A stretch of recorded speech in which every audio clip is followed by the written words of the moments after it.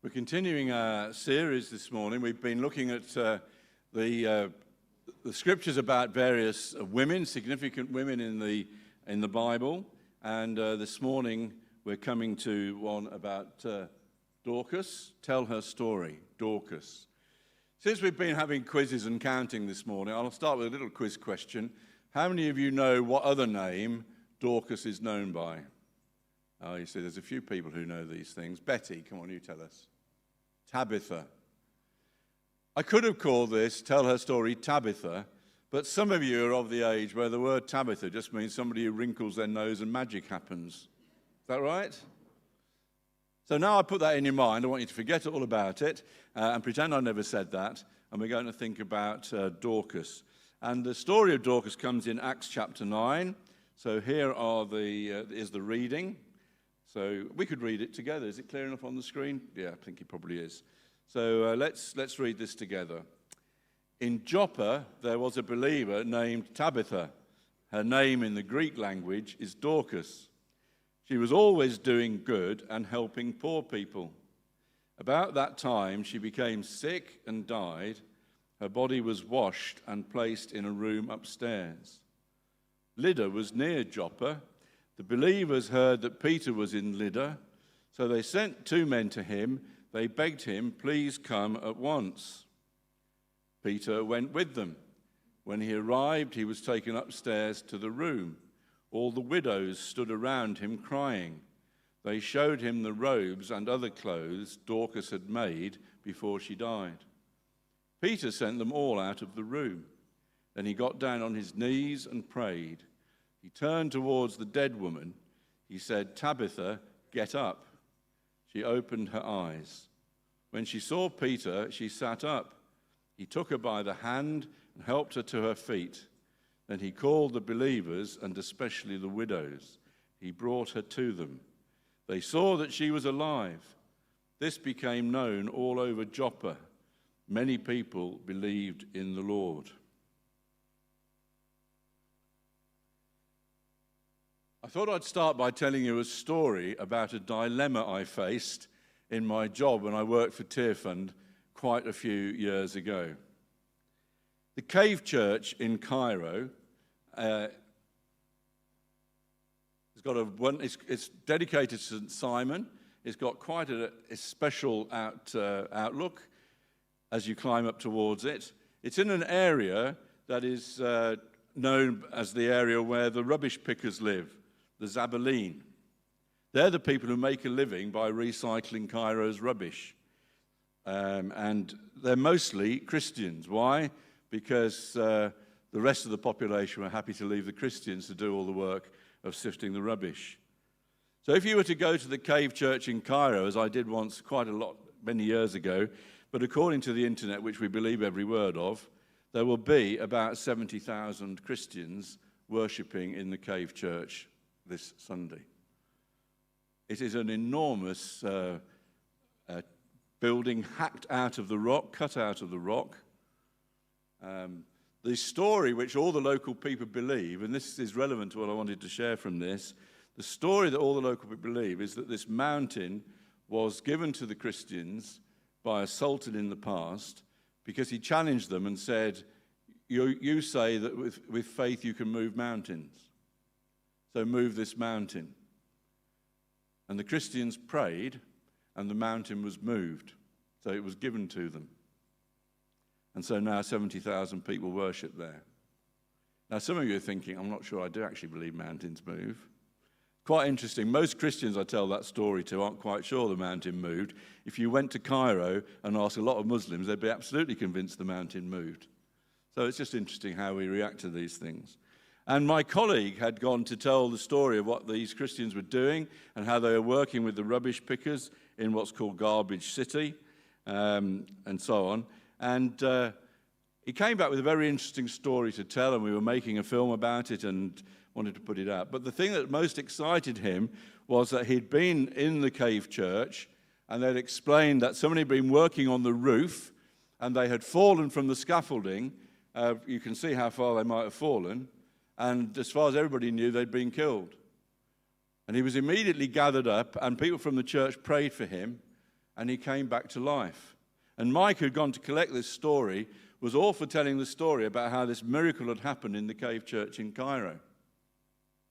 And I was editor of the magazine in those days, and I had to decide whether we were going to put this story in the magazine. And in the end, I decided we wouldn't. And the reason was that I thought he'd gone to collect information about a whole lot of other things. If we put a story about somebody being raised from the dead, and people were entering into Tearfund, how do we know that happened? And the answer was, somebody told the guy that went from Tearfund. I thought we might actually have quite a complicated explanation as to how we knew this had happened. Mike was convinced he met the people who'd been there when it had happened. But you understand, I hope, some of you look at me, what a terrible thing you didn't tell people. I've told you now. Somebody once told me that the difference between Christians in America and Christians in Britain is if you, in America, you say, I've just been healed, Christians in America all go, that's wonderful, praise the Lord. And if you tell Christians in Britain you've just been healed, they go, really? What was the matter with you? It's quite difficult to know what we should believe. So the story of Dorcas is a story of someone being raised from the dead. And we could have a long debate. You'll guess some of the commentators saying, well, she must have only been in a coma, and so on. There's always the usual discussions. As far as the Bible story is concerned, she died, Peter went in and prayed for her, and she was raised from the dead. You might just be interested to know, well, I remember, I'll say this, that this happened in a place that in the Bible is called Joppa. If you went to modern Israel, it would be called Jaffa. Remember Jaffa, where oranges come from? I don't know that many oranges come from Jaffa anymore because it's now a suburb of Tel Aviv. That was where this story happened originally. And part of the interesting thing about the way Peter goes about this situation is, this is an almost exact parallel of a story we've already thought about in this series, which is the one of Jairus' daughter. Do you remember? People came to Jesus. They asked him to go because she died. And he went in, and what did he do? He emptied the room. Peter sent them all out of the room, prayed, and the story is almost identical. And inevitably, again, some commentators say, well, it's the same story, it's just been changed. I'm not sure I have to buy that because, Peter had followed Jesus for 3 years. If you're faced with the same challenge you've seen Jesus being faced by, I don't think it's entirely surprising he went about it exactly the same way. If it's the way, what would Jesus do? Why don't you do what Jesus would do? Why would Peter think, I'll tell you what, I'll think of a whole new way of getting somebody raised from the dead? I think it's perfectly understandable that he knew that was the way Jesus had done it, and he trusted Jesus enough to go through that process himself. Being a follower of Jesus, being a disciple of Jesus, is not a bad idea to do what you think Jesus would do. And in this situation, we knew what Jesus had done. It is a challenge to our faith, isn't it? We don't hear that many stories now of people being raised from the dead. And you could have a whole debate, and scholars have had long debates about why that might be. But here's the record, that one day in what is now Tel Aviv, 2,000 years ago, Dorcas, Tabitha, was raised from the dead. I found this illustration that was purported to be Dorcas. I've got a feeling that Dorcas, if she's looking down now, if that's the right thing to say, might not think that's the most flattering image that may have been produced of her. We've no idea what she looked like, of course. But there she is, and I thought I'd use that one. It gives you an idea of what one artist thinks she might have looked like. But it's interesting to note some things about Dorcas and some things that we could follow. First of all, she was a disciple. In the version of the Bible that we read from, it describes her as a believer. And I was reading through some notes and so on, getting some thoughts. And one of the things said that Dorcas is the only woman in the New Testament who is described as a disciple. And I thought, well, I wasn't sure that was true. So I did a whole 3 minutes further research into this, just to make sure, and discovered that the Greek word that is used to describe Dorcas is the feminine version of the noun which is used for men, which means disciple. And it's the only time the feminine version is used in the New Testament. I found that out in about 3 or 4 minutes. So I don't know what you think, I think that's sufficient reason to suggest that she is probably the only woman in the New Testament described as a disciple. I thought it was interesting that the modern version had translated disciple. Understandably, disciple is not a word we use very much in modern English. They translated it believer. Can't help feeling something's been lost. There's loads and loads of people who believe, but a disciple is someone who follows, someone who learns, someone who studies. There's a bit more to it than just being a believer. So I just was interested. That was how the word works. She was a disciple. And so it's interesting to find out what we can learn from this woman who is the only one that's described like that in the New Testament. And what do we discover? She helped people. If every person who was a believer in Jesus, or said they were a believer, was known for helping people, I've got a feeling the world might be a slightly different place. How many of the village of 100 were Christians? Come on, you were watching it only 10 minutes ago. My memory is it was 21. 31. Anyway, it was the largest group. I'll put it in the MailChimp. You can all watch it again and check and see if I got it right. See, don't say things you haven't checked out beforehand. But you get the point I'm making. You see, it's one thing to be known as somebody who comes to church. It's one thing to be known as someone who is a Christian who believes certain things, apparently. Dorcas was known as a disciple, and the reason people knew that and could see that was because she was ready to help people, and she did help people. And did you notice the strange role played by widows in the story? Peter introduced her to the widows. It sounds like some kind of Joppa punk rock band or something, the Widows. But the reason they're mentioned is because Dorcas particularly helped widows. And in the Old Testament, widows were a particular group that needed to be helped. Why was that? The reason was that their access to land, the land that produced the food to eat, when the Old Testament law was given out, went into the man's name. So when your husband died, you lost access to the land that produced the food. And some of you will be working out, we're going to think about Ruth in August. Do you remember she went and gleaned at the edge of the fields? The edge of the fields was to be left for the widows. Why? Because they hadn't got any fields of their own. So caring for widows was a real sign of how seriously you took God's commands to care for people. And Dorcas took them seriously. She would have known about Isaiah 1. She wouldn't have known it was Isaiah 1:17, but she'd have known these words: learn to do right, seek justice, defend the oppressed, take up the cause of the fatherless, plead the case of the widow. See, the fatherless had no access to land either. That's why widows and orphans often go together in the Old Testament. They are people who are poor and need help. And Dorcas helped those kind of people. And if you were following attention to the story, which was even less than 10 minutes ago, what did she do to help the widows?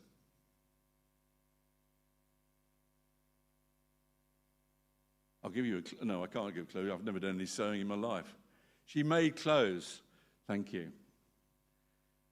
Or to put it more broadly in a way that may have held up, she used her skills and resources. We don't know how wealthy she was. To make clothes, you need cloth.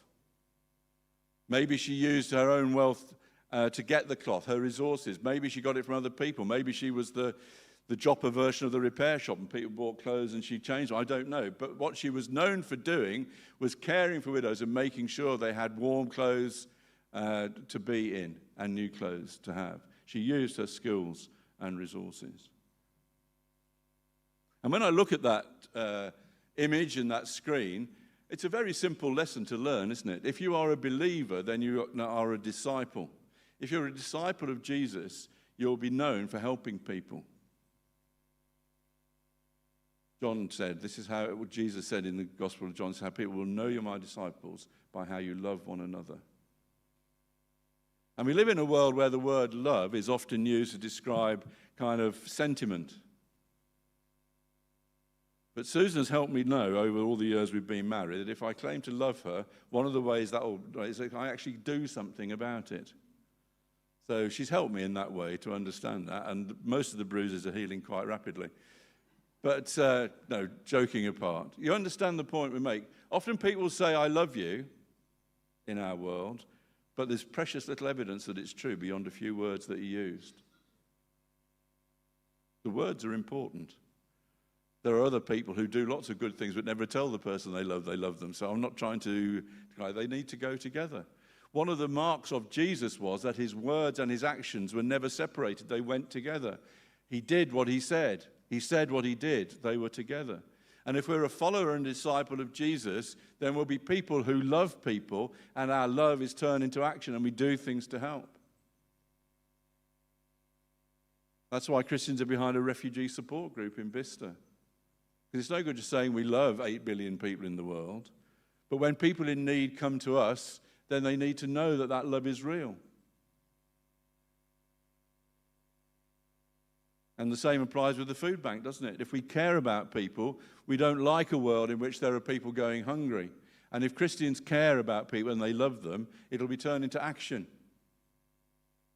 Giving food for those who are hungry. Turning up to volunteer. And you can think of all the things we thought about, and Cafe 103 is exactly the same.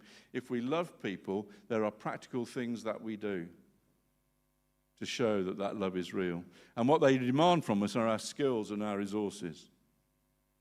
One of the promises, in the sense of being a disciple, is that God asks us to do something. He equips us and enables us to do it. Peter went into a room where there was a person who was dead. The only resource he had was to get on his knees and pray. He used his resource, and the miracle happened.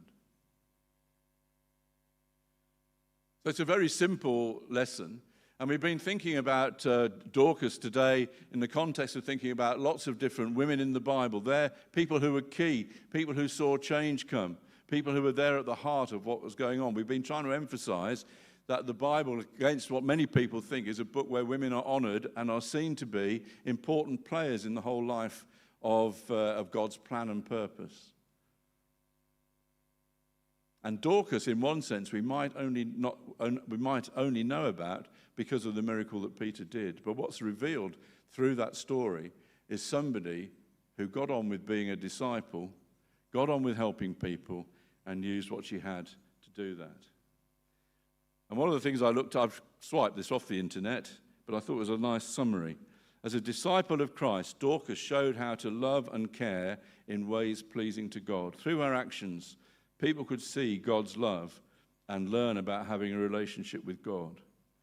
In helping the widows, Dorcas was listening and obeying God's commands. Her actions showed that God loves everyone. I don't think you can put it much more simply and straightforwardly than that. The problem I have is that it doesn't matter how simple and straightforward it might be, it's not always easy to carry out. Can't remember somebody will remember who it was that said, it's not the bits of the Bible I don't understand how the problems was, it's the bits I do understand. Paul, do you remember who said that?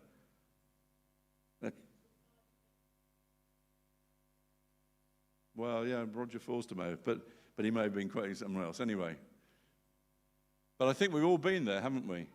There are people who spend their whole lives worrying about the difficult bits of the Bible. What God wants are people who take the simple bits of the Bible seriously and live it out in action. People who use their skills and resources to help people, to demonstrate that because God loves them and they're a follower of Jesus, they are ready to love other people. It's simple, but it isn't easy. Let's just pray.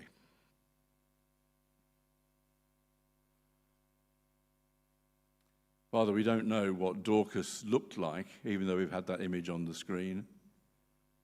But in one sense, we know exactly what she looked like. She looked like someone who followed Jesus and followed him faithfully and lovingly and actively and made a difference in people's lives. We've begun to understand why the widows were so pleased to see the miracle that Peter had been able to do in your power. So, Father, we want to pray for a miracle this morning. The miracle we want to pray for is that your resurrection life would come to us so that we can have the resources and the skills we need to show how much we love and care for people in your name. Help us, we pray. Amen.